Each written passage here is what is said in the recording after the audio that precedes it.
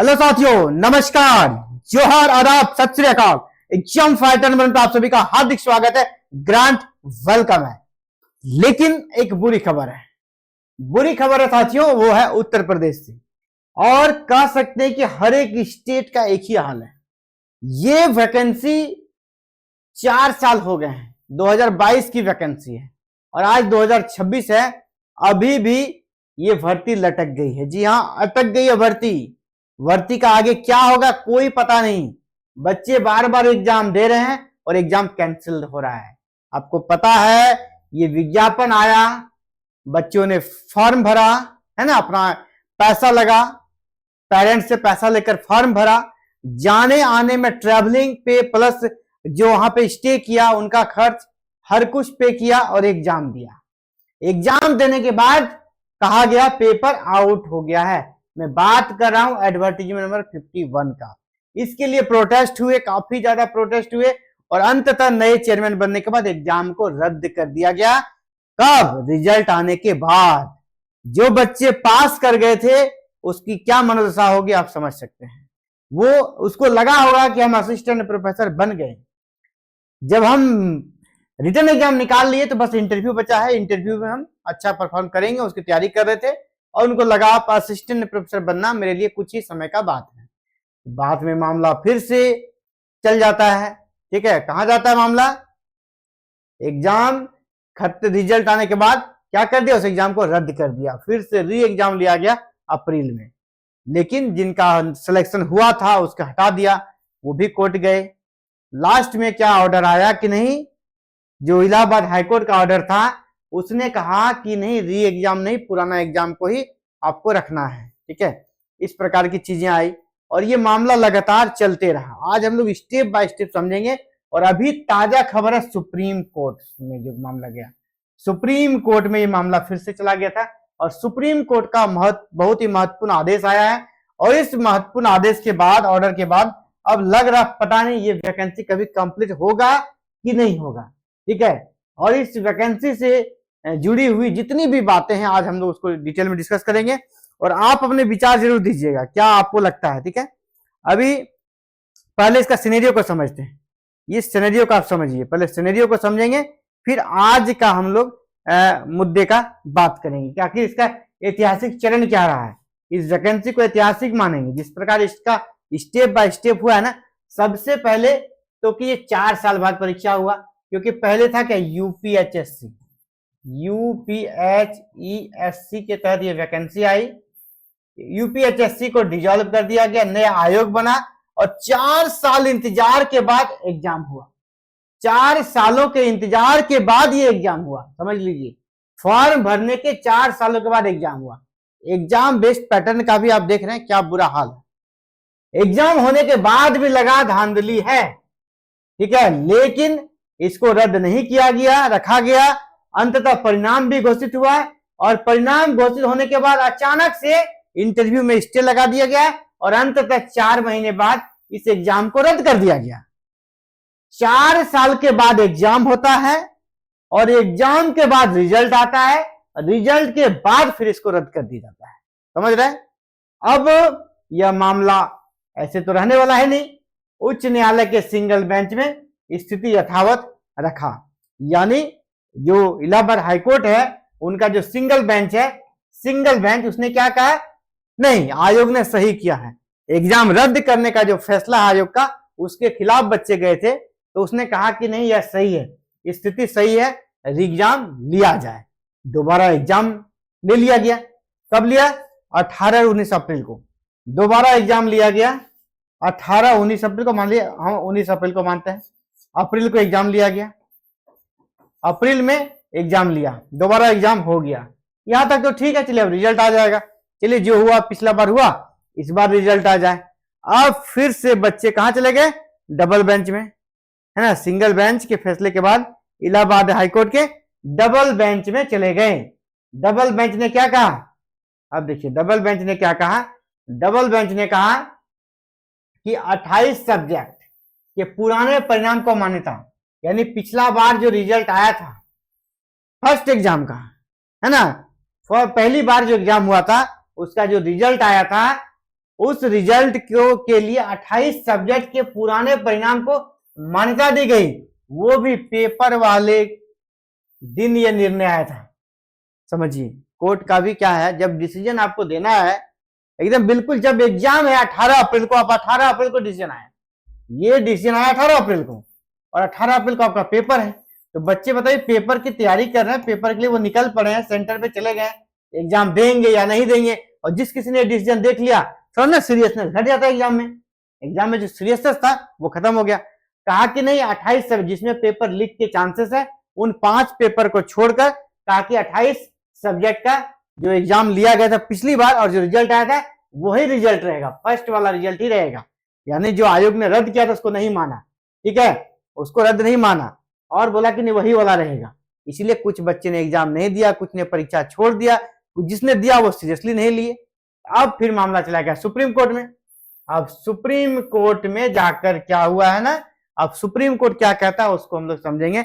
Supreme court का decision अभी आपके सामने लेकर आ रहे हैं, ये सुप्रीम कोर्ट का ऑर्डर है और ये डिसीजन आपके सामने है सुप्रीम कोर्ट का, इसी पर आज बात करेंगे। ये है सुप्रीम कोर्ट का ऑर्डर, आपके सामने दिख रहा होगा है ना, court number 16, supreme court of India, record of proceeding. क्या रिकॉर्ड है? स्पेशल लीव पिटिशन, यानी जो एसएलपी दायर किया गया है उसके अगेंस्ट ये डिसीजन आया है। स्पेशल लीव पिटिशन यानी एसएलपी जो दिया गया है उसमें देखिए यहाँ पे क्या नाम है, Dheeraj Chandni versus state of Uttar Pradesh and other, ठीक है। उसमें अभी यहाँ पे देखिए डिसीजन क्या क्या आया है, इसमें क्या कहा गया है। यहाँ पे जो मैटर था जो वहां पर डबल बेंच ने जो फैसला सुनाया 28 विषय का परिणाम को रखा जाए ना, उसी में यहाँ पे फिलिंग इसको किया गया है। जो इम्प्यून्ड डिसीजन है पिछला उसके अगेंस्ट में यहाँ पर एसएलपी दायर किया गया है, उसी में यहाँ पर ऑनरेबल जस्टिस का नाम है और उसके बाद ऑनरेबल जज का नाम है। इसके बाद जब आगे बढ़िएगा तो यहाँ पर नीचे जो फाइंडिंग्स है, इसका जो मेन डिसीजन है, ऑर्डर है, उसको समझिए, ठीक है। ऑर्डर को समझिए, ऑर्डर्स यहाँ पे स्टार्ट हो गया, सेकेंड पेज ऑर्डर यहाँ से स्टार्ट है ना। ऑर्डर्स आखिर क्या हुआ, ऑर्डर्स क्या हुआ? सबसे पहले permission to file SLP is granted. सबसे पहला काम ये होता है एसएलपी में अगर दम है देखा जाता है ना, देखा जाता है स्पेशल लीव पिटिशन में कि अगर दमदार है तभी कोर्ट में उसको एक्सेप्ट करता है, इसको कुछ लगा होगा है ना। जब भी एसएलपी ग्रांट होता है कुछ लगता है कि नहीं दम है इसमें, नहीं तो रिजेक्ट कर देता है। तो यहाँ पर कुछ उसको मेंशन लगा कि नहीं, बहुत ही महत्वपूर्ण इश्यू है, इंपॉर्टेंट है और इसमें जो लिख रहे हैं इनका जो पॉइंट्स है उसमें दम है, इसीलिए एसएलपी को ग्रांट कर दिया गया, यानी याचिका को स्वीकार कर लिया गया, पहला। दूसरा क्या हुआ, यहां नोटिस जारी किया गया, जो भी इससे संबंधित है सबको नोटिस जारी किया गया है और 21 जुलाई को अगला डेट दिया गया है, उसके पहले सबको नोटिस मिल जाएगा, यानी 21 जुलाई अगला डेट है। अभी इसका मतलब रिजल्ट आना नहीं है, ये निश्चित है कि रिजल्ट अभी 21 जुलाई के पहले आपका नहीं आ रहा है, अभी ये फिर से स्टे में चला जाएगा। क्या होगा अभी देखिए, आगे बढ़िए, आगे क्या है, आगे दिया गया कि जिसने हियरिंग किया वो है कि हियरिंग किस प्रकार हुआ, और लास्ट में देखिए यहाँ एडवोकेट वगैरह का जिक्र है कि हियरिंग वगैरह किसने किया, किस प्रकार रिस्पोंडेंट के एडवोकेट कौन थे। अब देखिए 4 नंबर काफी इंपॉर्टेंट है, ये सबसे in the meanwhile operation and effect of the इम्प्यून्ड order shell remained stay, यानी जो इलाहाबाद हाईकोर्ट का ऑर्डर था उसको अभी स्टे लगा दिया गया है, ठीक है, स्टे लगा दिया है। उसने जो इलाहाबाद का डबल बेंच ने जो आदेश दिया था फिलहाल वो स्टे लगा दिया है, अब ये वो आदेश रुक गया है। उस आदेश में क्या कहा गया था कि जो 28 सब्जेक्ट है, 28 सब्जेक्ट के लिए पुराना रिजल्ट मान्य होगा, बाद बाकी 5 विषय के लिए एग्जाम लेना है।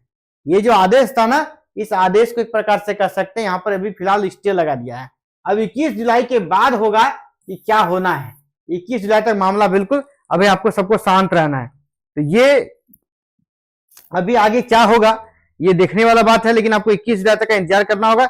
लेकिन मेरा सबसे बड़ा सवाल है, एग्जाम बेस्ड सिलेक्शन प्रोसेस है, लोग चाहते हैं कि एग्जाम बेस्ड हो, तुरंत हमारी नियुक्ति हो जाए, लेकिन क्या हो रहा है, हो तो कुछ नहीं रहा है।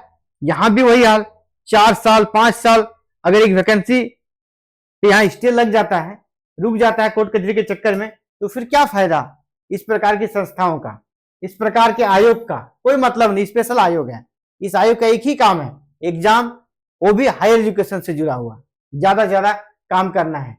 नहीं, उत्तर प्रदेश है ना, यहाँ पे सभी काम करना है। एक ही आयोग को शिक्षा से जुड़ा हुआ, सभी सिर्फ शिक्षा से जुड़ा हुआ जो भी वैकेंसी रिक्रूटमेंट है उसको वो करती है। लेकिन उसमें भी ये चीज है, बताइए अब यहाँ पर अभी मतलब इसका क्या होगा? इलाहाबाद हाईकोर्ट का जो आदेश 17 अप्रैल 2026 को आया था, उस पर फिलहाल रोक लगा दी गई, यानी पुराना रिजल्ट ही मान्य होगा। 28 विषय का रिजल्ट पुराना वाला मानना होगा, सिर्फ 5 विषय का नया एग्जाम लीजिए, वो स्टे लगा दिया गया है। यानी अभी एक चीज है कि जिसने एग्जाम दिया है, ठीक है, उसके फेवर में डिसीजन है। जिसने री एग्जाम दिया है उसके एक प्रकार से फेवर में ये डिसीजन है, री एग्जाम वाले के फेवर में डिसीजन है, ठीक है, ये फेवर में डिसीजन है। लेकिन अभी फेवर है या उसके अगेंस्ट है, ये पूर्णतः अगले डेट में पता चलेगा। कभी तो बस एक्सेप्ट किया गया है, यानी अब वह आदेश अभी लागू नहीं होगा जब तक सुप्रीम कोर्ट आगे फैसला नहीं देता है। लेकिन यहाँ और एक मैटर आता है, अगर इसी बीच आयोग को कहीं रिजल्ट रोकने पे रोक नहीं लगा है, रिजल्ट पे स्टे नहीं लगा है, आयोग इसी बीच में अगर रिजल्ट जारी कर देती है जुलाई के पहले, तो वो भी हो सकता है। आयोग अगर चाहे तो रिजल्ट भी जारी कर सकती है, बाद में फिर देखा जाएगा। लेकिन ये भी एक रिकॉर्ड होगा, एक बार रिजल्ट जारी किया गया, फिर रिजल्ट को रद्द किया गया है, फिर सुप्रीम कोर्ट में भी मामला चल ही रहा है। इसी बीच में अगर रिजल्ट जारी कर देती है और फिर सुप्रीम कोर्ट उसे रद्द कर देती है, फिर दिक्कत होगा कि दो बार एक ही एग्जाम का, एक ही विज्ञापन का 2 बार एग्जाम होता है और 2 बार उस एग्जाम को रद्द कर दिया जाता है। तीसरी बार मैं कह रहा हूं चैलेंज के साथ, जितने बच्चे इस बार एग्जाम देने गए थे, 43% गए थे बच्चे, 43% बच्चे ही प्रेजेंट थे। अगला बार देख लीजिएगा, अगर ये एग्जाम फिर से रद्द हुआ, अगला बार आपको 5% बच्चे जाएंगे, वो भी मुश्किल से जिनका घर आसपास में हो वही जाएंगे। खर्च होता है, इस गर्मी में अप्रैल में एग्जाम देने बच्चा जाता है ना, आने जाने, ट्रेन का खर्च, होटल का खर्च बहुत ज्यादा है। एक ही एग्जाम को कितना बार खर्च करेगा? और लास्ट में क्या होगा? इनको कैंडिडेट नहीं मिलेगा, जितना सीट है ना उतना कैंडिडेट नहीं मिलेगा। और ये भी गारंटी नहीं है कि लास्ट वाला जब इतना कम में आप एग्जाम लीजिएगा, इतने कम बच्चे अपेयर होंगे और उसका रिजल्ट जाकर उसको ज्वाइनिंग दीजिएगा, वो भी फिर से कोर्ट में जाके रोक लगेगा। ये निश्चित रूप से कर रहा हूं, इसलिए मैं कह रहा हूं ये वैकेंसी लटक गई है। अब क्या करेगा आयोग, अब देखने वाला बात है। अभी तो 21 जुलाई के पहले मेरा जो आइडिया है कि अभी आपका रिजल्ट नहीं देगा आयोग। आयोग रिस्क नहीं लेना चाहेगा, क्योंकि आयोग की किरकिरी है रिजल्ट देने से, और फिर अगर रिजल्ट रद्द करने का आदेश देती सुप्रीम कोर्ट तो आयोग की बहुत बड़ी बदनामी होगी। दूसरी, अगर नहीं देती है रिजल्ट, इसके बाद अगर ऑर्डर जैसा आता है वैसा वो आगे सामंजन करेगी, रद्द करना होगा या एग्जाम फिर से लेना होगा या क्या करना होगा, वो मुझे लगता है कोर्ट अभी इस पे एक प्रकार से कोर्ट का वेट एंड वॉच अभी आयोग करेगी। कोर्ट में जो चल रहा है उसको अभी वेट करेगी। अभी रिजल्ट 21 जुलाई के पहले नहीं देगी।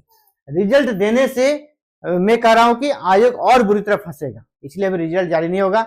एक प्रकार से कह सकते हैं 4 साल जो भर्ती हो गया है, अभी 4.5 साल लगभग होने लगा है, यानी 5 साल के बाद भी एक वैकेंसी का क्लियर नहीं होता है, तो ये काफी ज्यादा पीड़ादायक है। इसीलिए हमारे देश में कॉकरोच जनता पार्टी जैसा जो कह सकते हैं युवाओं के द्वारा बनाया गया जो एक चैनल है, एक आपका टेलीग्राम पे पेज है, सॉरी आपका इंस्टाग्राम पे पेज है, वो इतना जो वायरल क्यों हो रहा है? यही सब कुछ चलते हैं, क्योंकि बच्चे परेशान हैं, है ना, यूथ परेशान है। एग्जाम एक ही विषय का, एक ही सब्जेक्ट का और एक ही वैकेंसी का कितना बार देगा वो, और दे के और एग्जाम रद्द हो जा रहा है, नीट का पेपर रद्द हो जा रहा है, ये मतलब अति हो गया है ना। इसीलिए अभी मुझे लगता है ये फिलहाल तो बहुत बुरी तरह ये वैकेंसी फंस गई है। विज्ञापन 51 को कंप्लीट करना उत्तर प्रदेश में जो शिक्षा सेवा चयन आयोग है उसके लिए बहुत बड़ा चुनौती बन गया है। ठीक है, तो फिलहाल देखिए क्या होता है, वेट एंड वॉच, आगे जो भी अपडेट आएगा इसकी सूचना सबसे पहले आपको दी जाएगी। और हाँ, अगर आप चैनल पर हैं तो सब्सक्राइब जरूर कर लीजिएगा, बेल आइकन प्रेस करके ऑल बटन को भी क्लिक कीजिएगा, क्योंकि यहाँ पर हायर एजुकेशन से जुड़ा हुआ हर एक अपडेट, हर एक स्टेट का अपडेट या सेंट्रल का अपडेट एवरीडे दिया जाता है। साथ ही असिस्टेंट प्रोफेसर एग्जाम्स की तैयारी कराई जाती है, पीएचडी नोटिफिकेशन अगर आता है फिर उसका जो इंट्रेंस एग्जाम होता है उसकी तैयारी कराई जाती है। यानी हायर एजुकेशन से जुड़ा हर एक समस्या का समाधान है एग्जाम फाइटर नंबर 1। तो सभी का बहुत बहुत आभार हमसे जुड़ने के लिए। Thank you.